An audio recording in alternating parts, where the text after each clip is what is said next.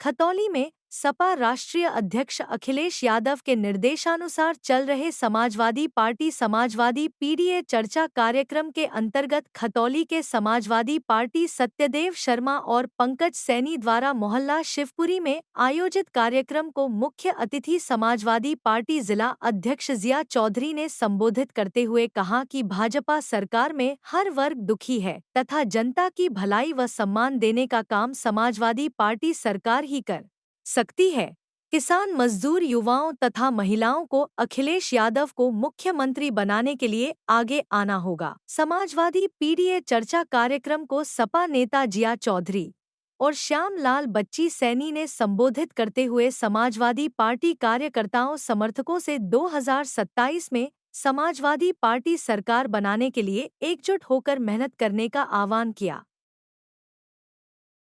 मुजफ्फरनगर की जिला कार्य संगठन ने विधानसभा वार, सेक्टर वार और समाजवादी पार्टी के सभी वरिष्ठ नेताओं ने इस कार्यक्रमों में भाग लिया। उसी के तहत आज खतौली के इस सेक्टर में ये कार्यक्रम आयोजित किया गया है विधानसभा अध्यक्ष जी द्वारा और समाजवादी पार्टी के अन्य हमारे कार्यकर्ता और जो साथी हैं उनके द्वारा। पीडीए का जो असली उद्देश्य है आदरणीय अखिलेश यादव जी का, वो ये है कि समाजवादी पार्टी के नेता, कार्यकर्ता और साथी समाज के अंदर बैठें और सामाजिक न्याय की चर्चा करें। सामाजिक न्याय का ताने बाने को लगातार भाजपा कमज़ोर कर रही है। सामाजिक न्याय की कहीं बात नहीं करती।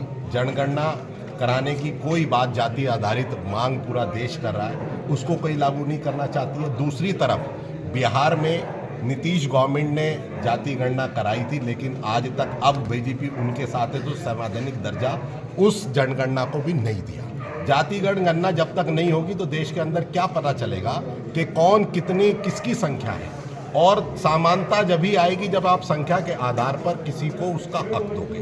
दूसरी तरफ बाबा राम डॉक्टर भीमराव अंबेडकर जी का जिस तरीके से अपमान सदन में किया जा रहा है वो भाजपा की मनुवादी सोच का परिचय है।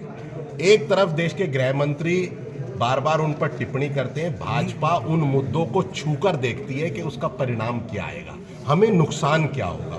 समाजवादी पार्टी डॉक्टर भीमराव अंबेडकर जी को देश का आंदोलन मानती है, देश का महानायक मानती है और उन्हीं के कॉन्स्टिट्यूशन के द्वारा आज ये जो पीडीए चर्चा कार्यक्रम हो रहा है, अगर वो संविधान में डेमोक्रेटिक सिस्टम में हमें इतने अख्तियार ना देते, ना तो अमित शाह जी सदन में बैठने लायक होते और ना हम ये पीडीए चर्चा कार्यक्रम होते। ये गंभीर तौर से समझना चाहिए।